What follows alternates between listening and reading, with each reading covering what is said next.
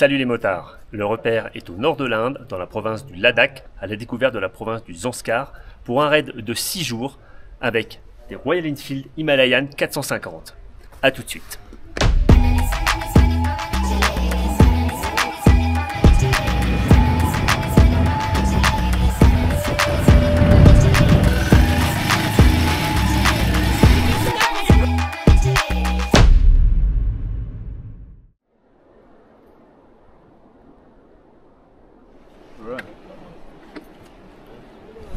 Alors ça, c'est la moto qui a été abîmée hier, que je vous ai montré. Donc vous voyez comme on répare ici. Ils ont nettoyé rapidement l'huile, et puis on a couché la bécane pour qu'il n'y ait plus d'huile qui suinte. Et puis ensuite, on a mis de la pâte époxy pour essayer de colmater la fuite. C'était pas grand chose, hein, c'était pas un trou, en fait c'était fêlé. On a eu de la chance parce que sinon il n'y a pas de moto de rechange, donc un petit peu de problème. Alors on va reprendre la route et il y a encore des choses magnifiques à voir, forcément. Alors début de cette troisième journée de roulage en direction de Rangdrum avec un col assez haut à passer. C'est magnifique, magnifique. Il y a ces miroirs d'eau en bas et toutes ces cimes qui les dominent. Aujourd'hui ça va être pas mal de routes, ça va être en fait pas que de la piste, ça va être route et piste. Enfin on sait jamais trop à quoi s'attendre. On commence réellement à rentrer dans le Ladakh himalayen, c'est-à-dire avec des sommets vraiment très hauts. Jusque là on était dans des parties plus désertiques. Il y a vraiment un contraste entre cette plaine très plate et ces sommets là au-dessus. Et on peut étudier la géologie au Ladakh. C'est très simple, hein, avec les sommets dénudés comme ça, on voit toutes les zones de plis. Toute la route qu'on a eue depuis notre départ de Leh, il y avait des compressions de roches assez fantastiques. Regardez ce qui vient de se dévoiler. Ah, c'est splendide. Extraordinaire.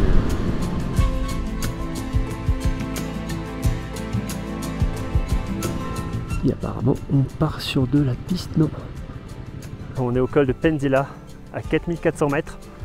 C'est probablement là le plus haut col qu'on fera aujourd'hui.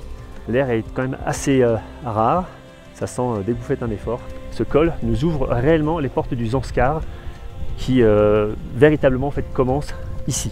Donc on va apparemment avoir de plus en plus de paysages comme cela. C'est ce que nous a dit un motard indien qu'on a croisé.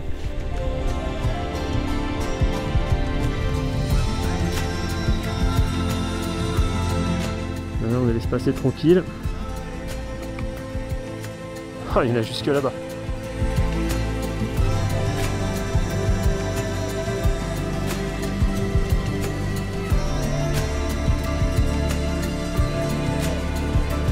Vous voyez la très belle route, c'est soudain transformé en ça. Et là, youhou. Et boum, de la route. Là, de place en place, on a un petit bout de bitume et un petit bout de piste, toujours. Et puis que la vallée s'est élargie. Vous voyez, c'est beaucoup plus, il y a beaucoup plus d'horizon. On a encore un paysage très différent. Là, c'est tellement vaste cette plaine qu'il y a plein d'habitations qui sont posées dessus et ils sont pas serrés, ça va. Et puis les montagnes sont devenues grises. C'est plus du tout la même roche. C'est très bizarre. Ça doit être la majestueuse porte d'entrée qui accueillera ensuite la route quand elle sera terminée.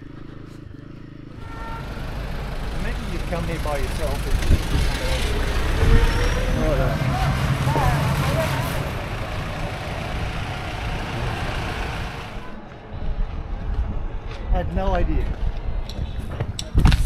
Là, je vous ai déjà fait quelques petites vues de cette ville de Padoum où nous sommes.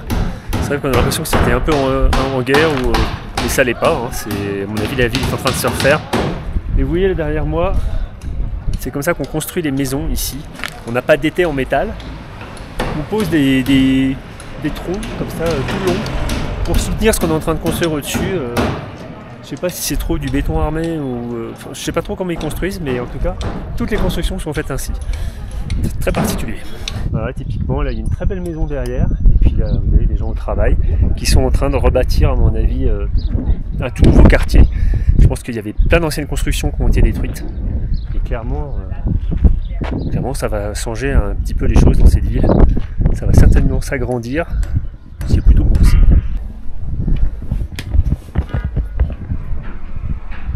Nous avons ici un immense moulin à prière, qu'on voit parfois d'ailleurs sur certains bords de route près de Stupa. Et puis ici, le Mont Blanc Guest House à Padum. Vous voyez, la ville est vraiment en construction, hein, depuis le début, je vous le dis, c'est vraiment très net. Et on peut voir déjà au-dessus des fenêtres, on a ces décors en bois qui sont vraiment très ouvragés. Donc on a tout de suite une grande qualité artistique et décorative. Nous avons ici une mosquée et en face, plus loin sur la colline, un temple bouddhiste. Et ça montre bien à quel point les deux religions cohabitent vraiment énormément dans ce pays. Il y a des autres. On est en direction du temple. On a été guidé par un charmant jeune homme. Et hop, petit stupa décoré. Alors, je tarde. Ah ouais.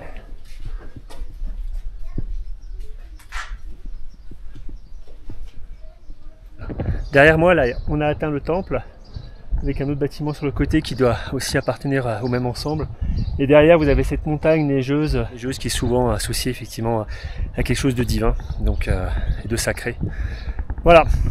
Sinon, l'habitat. Là-bas, il y a un grand Bouddha tout en or. Je viens de trouver cette pierre gravée. Alors, je sais pas si c'est vieux ou pas. En tout cas, j'adore. C'est magnifique.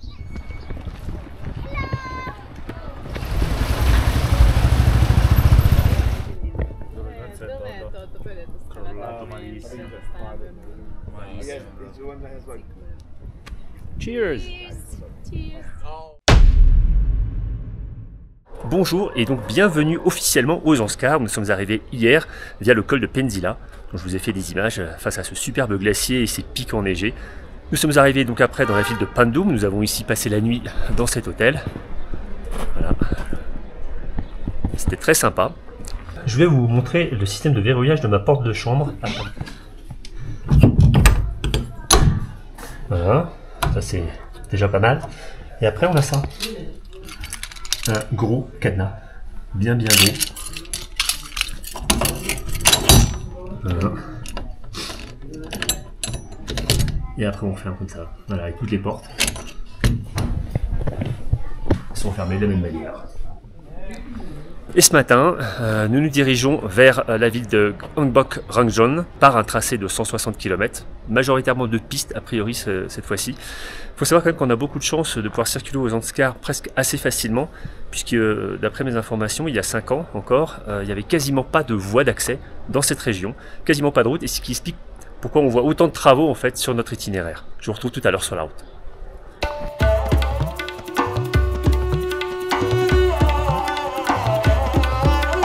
Le superbe rouleau à prière format maximal.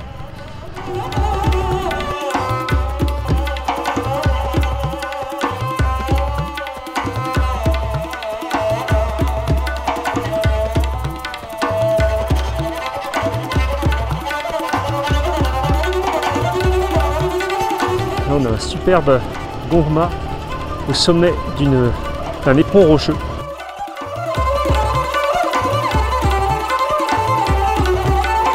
On a nouveau une route magnifique, toute neuve, qui serpente au travers d'une gorge de plus en plus encaissée. Une belle montagne là devant, au-dessus, et un petit pont. C'est vraiment les habitats traditionnels avec le fond au-dessus, comme je vous disais tout à l'heure.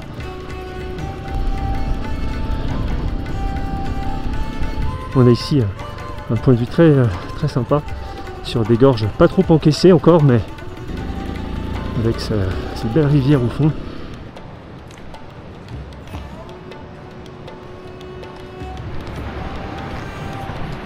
Alors c'est sûr, il y a une belle vue, hein, mais je suis pas sûr que ce soit un hôtel réellement. Peut-être juste un abri, une sorte de refuge. En tout cas, c'est très chouette. Hello. C'est le jour d'indépendance indienne, et donc on a droit à des petits gâteaux comme ça. On va en prendre un. C'est bon.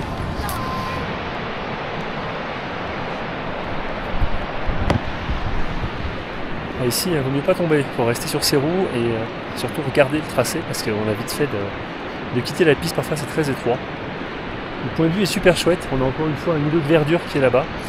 C'est toujours assez surprenant dans cette minière très très sec. On a quelques stupas là-bas au bout, sur la colline, enfin sur la petite montagne.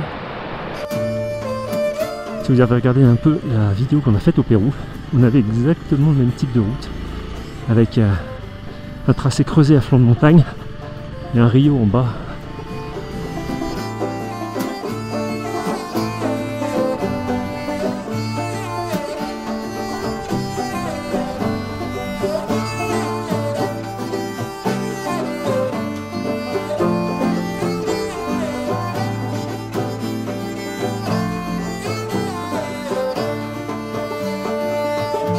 Et au détour d'une vallée et d'un col, on est arrivé dans cet endroit.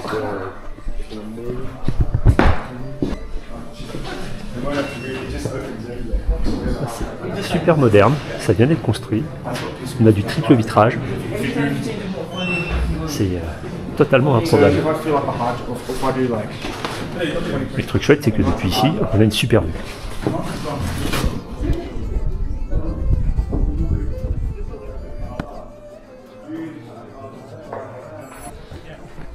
Cet endroit assez improbable s'appelle Purni. On est à 4000 mètres d'altitude, 4200 mètres d'altitude même. C'est vrai que le moindre effort pour monter ici sur le bâtiment, on le sentait immédiatement. Donc c'est parti des petits trucs sympas avec l'altitude. Et voilà ce genre de tente aménagée. C'est un bâtiment. Ouais, c'est pas vraiment, c'est pas en dur, hein, c'est de la toile. Vous avez une structure et ouais, c'est assez classe. Hein.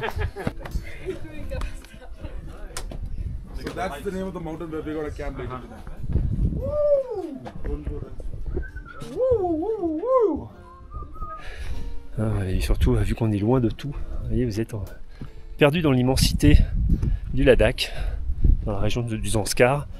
Donc tout ça évidemment, c'est pas facile à aménager.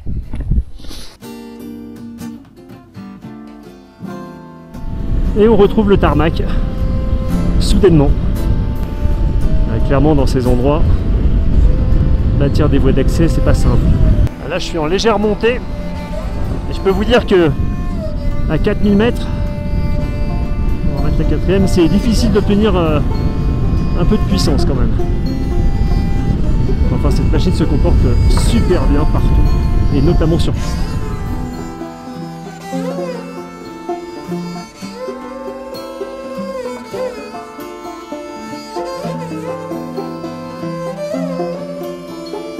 Là, cette montagne rocheuse, là, cette immensité, effectivement, sépare la vallée en deux.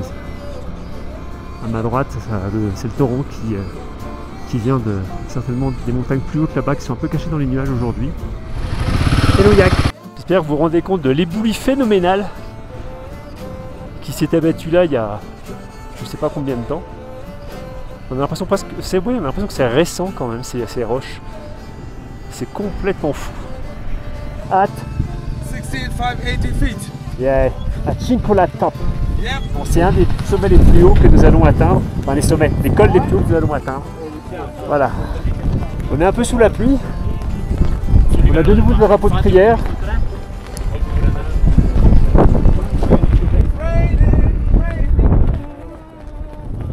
Donc 16 580 feet. Ça doit faire à peu près 5000 mètres d'altitude. Ce qui est plutôt sympathique.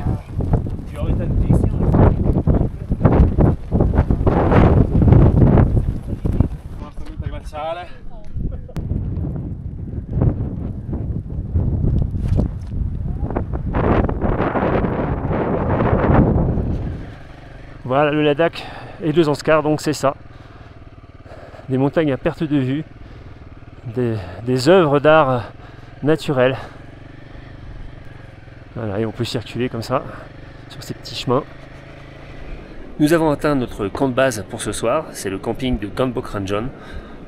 Par camping, hein, c'est un espace plat où il y a pas mal de tentes qui sont disposées, déjà préparées pour que les touristes puissent s'y installer.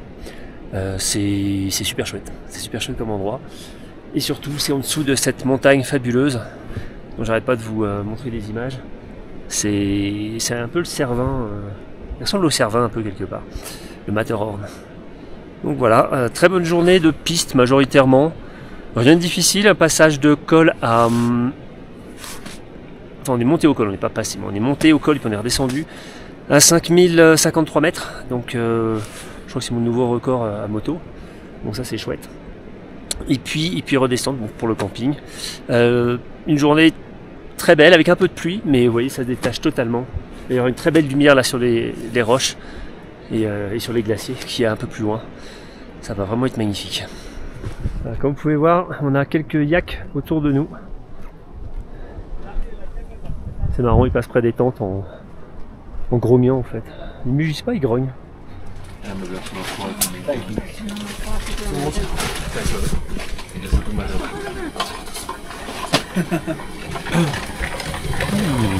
Qu'est-ce qu'on mange ce soir? Alors ceci est une bière locale, l'alcool est là, dans sa récipient, et on ajoute ceci. C'est certainement des flocons de malt de bière. Voilà. Santé.